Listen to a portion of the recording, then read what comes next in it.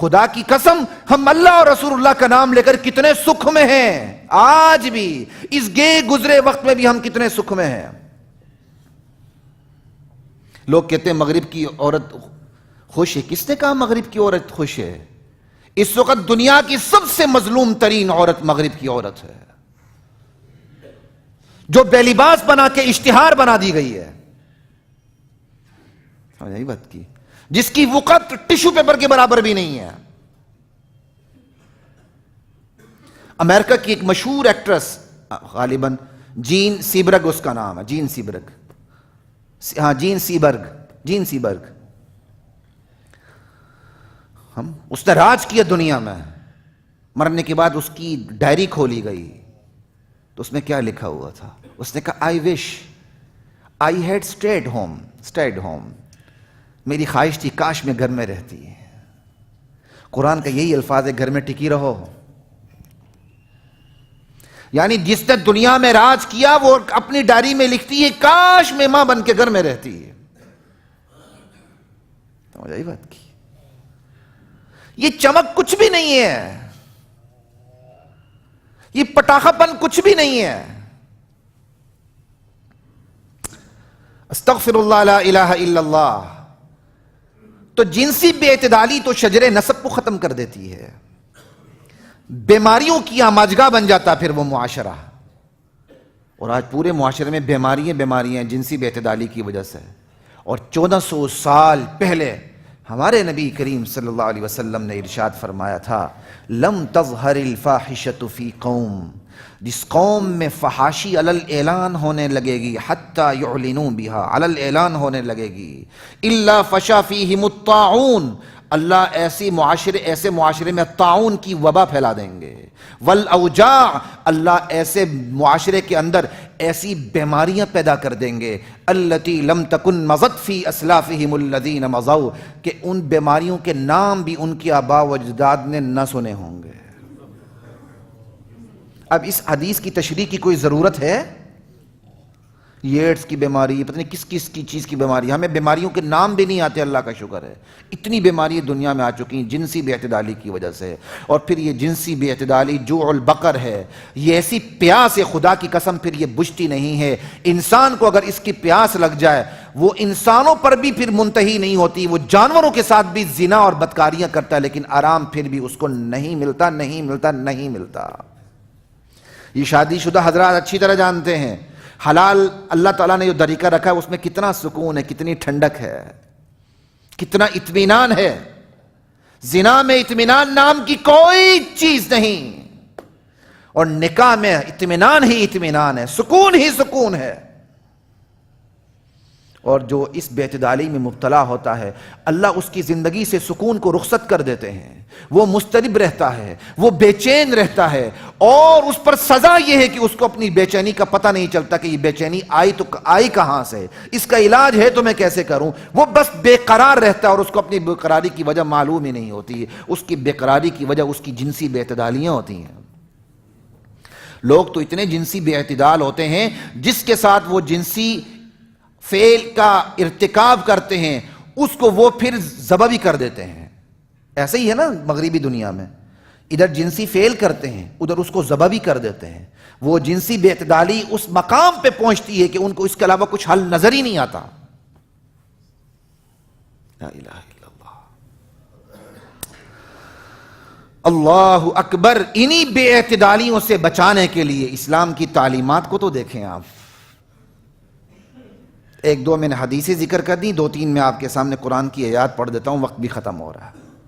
دیکھیے، قل للمؤمنین، میرے نبی اہل ایمان سے کہہ دیں، یغضوا من ابصارہم، اپنی آنکھوں کو پس رکھو، مومنین اپنی آنکھیں نیچی رکھیں، وَيَحْفَظُوا فُرُوجَهُمْ، اپنی شرمگاہوں کی حفاظت کریں۔ شرمگاہوں کی حفاظت میں دونوں چیزیں داخل ہیں، ایک تو براہ راست شرمگاہ کی حفاظت ہے کہ بندہ زنا اور زنا کے دواعی میں مبتلا نہ ہو، زنا کے ماحول کے اندر نہ گھسے، اور لباس بھی ایسا رکھے کہ زنا کے ماحول کہ اس کا اپنا لباس زنا کی دعوت نہ دے۔ آج قوم کی ماؤں بیٹیوں کے لباس کیسے ہیں؟ ان کے چاک کولوں سے اوپر ہوتے ہیں. وہ اپنے ایمان کو بھی جلاتی ہیں اور دیکھنے والوں کے ایمان کو بھی امتحان میں ڈالتی ہیں. خدا کی قسم، سمجھ آئی بات کی؟ دیکھنے والوں کے ایمان کو بھی امتحان میں ڈالتی ہیں. اور یہی سرکار دو عالم صلی اللہ علیہ وسلم نے ارشاد فرمایا تھا، ایک وقت آئے گا لابسات عاریات مائلات ممیلات، عورتیں کپڑے میں ہوں گی، لباس میں ہوں گی، پھر بھی بے لباس ہوں گی، اور اپنی اداؤں سے، اپنے لباس سے اور اپنی باڈی لینگویج سے وہ دوسروں کو مائل کریں گی اور خود بھی مائل ہوتی چلی جائیں گی.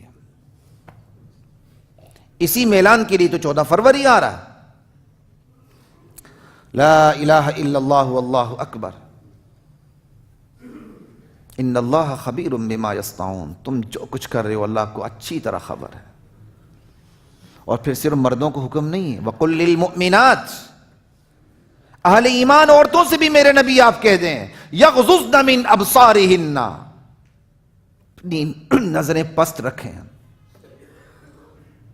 ایمانداری سے بتائیں، آج عورتوں کی نظریں پست ہیں بمقابلہ مرد کے، یا مرد کی پست ہیں؟ مرد پھر بھی ڈر جاتا ہے، عورت نہیں ڈرتی. مرد تو کھڈے لائن لگ گیا ہے. کسی ایک چینل پہ پروگرام تھا، انہوں نے اس حوالے سے کوئی بات کی خواتین کے حقوق پہ. میں کہا بھائی میں صرف خواتین کے حقوق پہ کبھی بات نہیں کروں گا.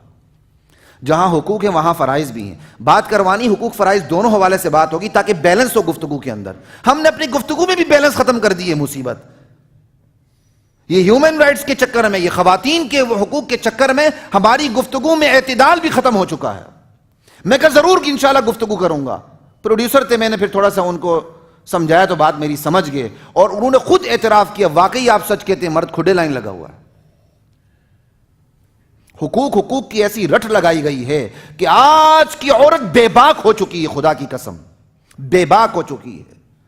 حالانکہ عورت کا حسن اس کی بے باکیت میں نہیں ہے، عورت کا حسن اس کی معصومیت میں ہے، اس کی عورت پنے میں ہے، اس کی نسائیت میں ہے، اس کی نسوانیت میں ہے. یہی وجہ ہے کہ سرکار دو عالم صلی اللہ علیہ وسلم کا ارشاد ہے، دنیا میں جو مجھے 3 چیزیں پسند ہیں اس میں سر فہرست عورت ہے. کیا مطلب ہے؟ یہ عورت کی آپ نے قدر کی ہے کہ عورت کی معصومیت جو اصل چیز ہے، اور یہ کہہ کے عورت کی حوصلہ افزائی کی ہے کہ اپنی معصومیت پہ قائم رہے عورت. نعوذ باللہ، اللہ کے نبی نے کوئی بے باکیت کی بات نہیں کی، بلکہ عورت کی معصومیت کی قدر کی ہے. آج کی دنیا عورت کی معصومیت کو لہو لہان کرتی ہے. آج کی دنیا عورت کی بے باکیت سے اپنا کام لیتی ہے. آج کی دنیا عورت کو بے باک بنا کے سامنے لاتی ہے اور اس کے پٹاخہ پن سے لطف اندوز ہوتی ہے. 4 دن کے بعد وہ اندھیری رات میں چلی جاتی ہے اور ایک اور پٹاخہ پن سامنے آ جاتی ہے. یہ عورت کی بے باکیت، خدا کی قسم یہ جسٹ پٹاخہ پن ہے. بس یہ 4 دن کی چاندنی ہے، پھر اندھیری رات ہے، بس کچھ بھی نہیں ہے. جبکہ عورت کی معصومیت میں لازوال حسن اللہ نے رکھا ہوا ہے. اصل عورت کا حسن اس کی معصومیت کے اندر ہے، اور اسلام اسی معصومیت کی بات کرتا ہے. جبکہ مغرب اس کو بے باک بنا کے سامنے لاتا ہے. آج کا مرد پھر بھی اپنی چال چلتا ہے تو نظر آتا ہے کوئی مرد چل رہا ہے. آج کی عورت مغرب کی ہو کہ یہاں کی ہو، بہت سی ایسی عورتیں ہیں خدا کی قسم اس طرح سینہ تان کے چلتی ہیں بندہ ڈر جاتا ہے. وہ آپ کو راستہ ہی نہیں دیتی ہیں. معذرت کے ساتھ میرے والد صاحب کہتے ہیں لاہور میں 2 مخلوق آپ کو راہ چلتے کبھی جگہ نہیں دیں گی. میرے والد صاحب کہتے ہیں، اللہ زندگی دے آپ کے والدین کو بھی، میرے والدین کو بھی صحت بھی دے. میرے والد صاحب کہتے ہیں لاہور میں اگر آپ چلیں تو 2 مخلوق آپ کو راستہ نہیں دیں گی کبھی بھی.